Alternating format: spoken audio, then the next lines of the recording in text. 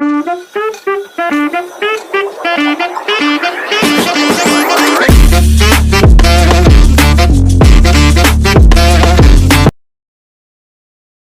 find music a useful distraction, a focus tool, keeps the inner voice from wandering.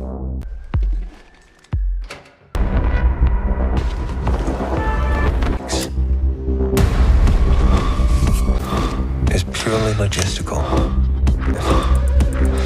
It's because of one. Don't give up. For what it's worth, I would never. Please. Fight only the battle you're paid to fight. Breathe. Calm. Prepare to be excited. Takes. If.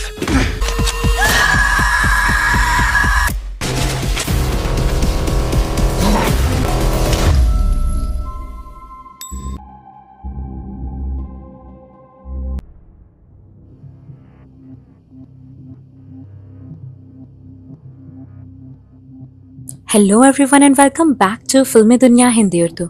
आज की movie explanation है एक serial killer के बारे में। Movie का नाम है द किलर। मूवी के स्टार्ट में हम एक किलर से मिलते हैं, एक अननेम्ड किलर जिसका कैरेक्टर प्ले किया है माइकल फासबेंडर ने, जब वो पेरिस में एक हिट जॉब कर रहा था। द किलर अपनी जॉब और जिंदगी एक वॉइस ओवर के जरिए पोएटिक अंदाज में बयान करता है। उसके दो रूल्स थे, किसी से हमदर्दी नहीं दिखानी चाहिए क्योंकि हमदर्दी कमजोरी है, और दूसरा अपने प्लान पर जुड़े रहना चाहिए। अंदाजा लगाया जा सकता है लेकिन प्लान को बदलना नहीं चाहिए। वो अपने पेरिस अपार्टमेंट में अपने टारगेट की वापसी का इंतजार करता है।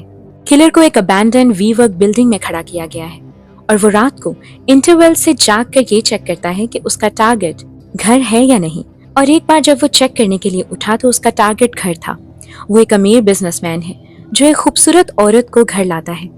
किलर अपने हेडफोन में स्मिथ को धमाके से उड़ाता है और अपनी राइफल को लाइन करता है। वो उन्हीं रूल्स को दोहराता है, अपने प्लान पर कायम रहो, किसी पर भरोसा ना करो, हमदर्दी ना करो, अंदाजा लगाओ, उसे बेहतर ना बनाओ। वो अपने हार्ट रेट को 65 धड़कन फी मिनट से कम कर देता है। वो खुद को लेकर बहुत कॉन्फिडेंट नजर आता है।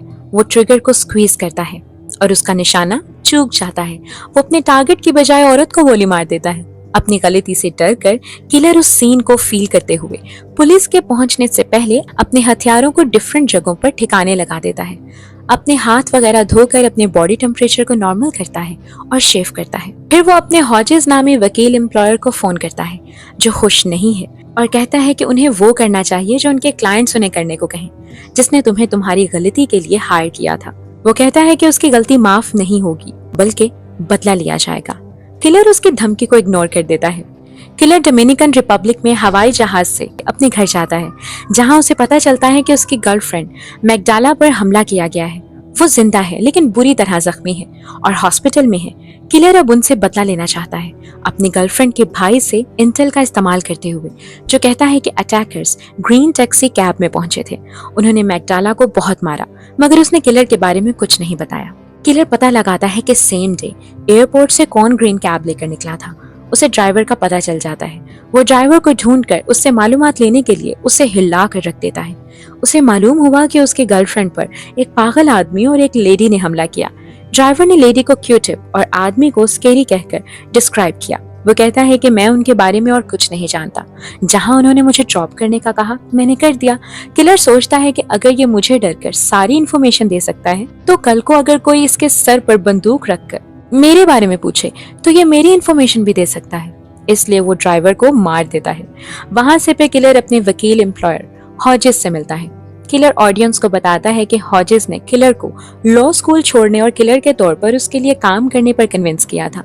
वो हॉजेस के ऑफिस में जाता है और उसकी सेक्रेटरी को पहले हॉजेस और फिर उसे खुद को बाथरूम में बांधने को कहता है। फिर वो उन दो लोगों की कॉन्टैक्ट इन्फॉर्मेशन मांगता है जिन्होंने उसकी गर्लफ्रेंड पर हमला किया। जब हॉजेस इनकार करता है, किलर उसका लैपटॉप डिस्ट्रॉय कर देता है और हॉजेस को नेल गन से शूट करता है और ज्यादा खून बहने की वजह से उसकी मौत हो जाती है। हालांकि किलर हॉजेस के लैपटॉप से भी इंफॉर्मेशन ले सकता था।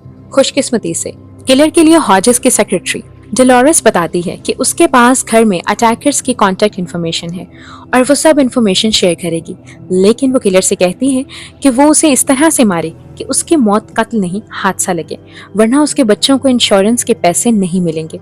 किलर उसके घर तक ड्राइव करता है, क्लाइंट्स और अटैकर्स के नाम कलेक्ट करता है और फिर डेलोरस की गर्दन मरोड़कर उसे सीढ़ियों से धक्का दे देता है। यानी उसने उसे वही मौत दी जो उसने मांगी थी। किलर फ्लोरिडा में अटैकर के घर का पता लगा लेता है।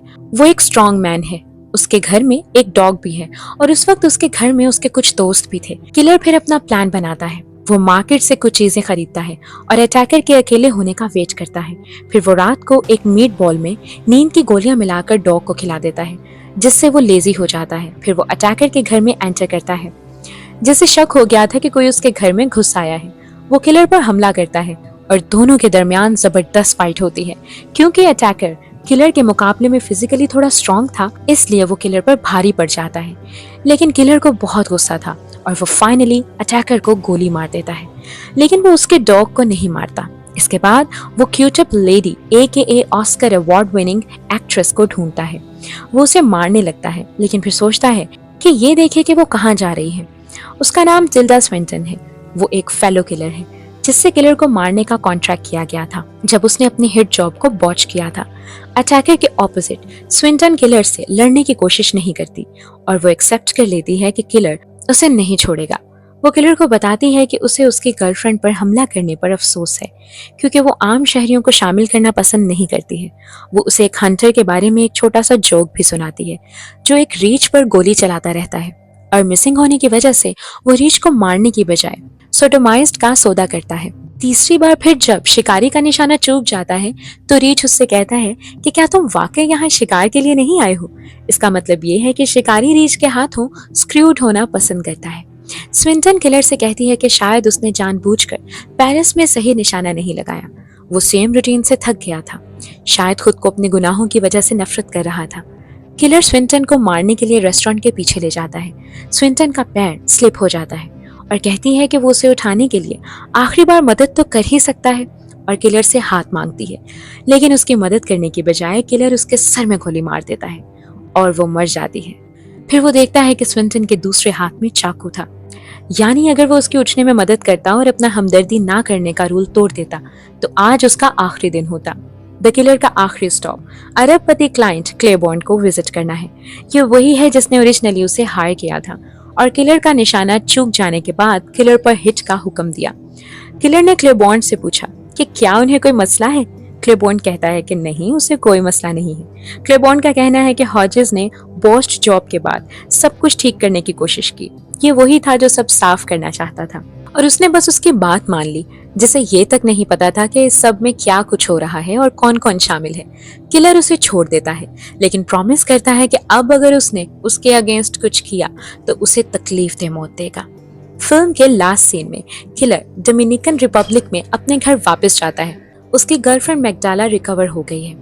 एक वॉइस ओवर में किलर कहता है कि उसने सिर्फ वही किया जो उसकी रिटायरमेंट में उसे सिक्योर फील करा सके। वो कहता है कि वो उन चंद लोगों में से एक है जो अपने किलर के तौर पर फॉर्मर जॉब के लिए परफेक्ट थे, AKA वो शख्स जो हमदर्दी से दूर रहने और सेम रूटीन को बर्दाश्त करने के काबिल है।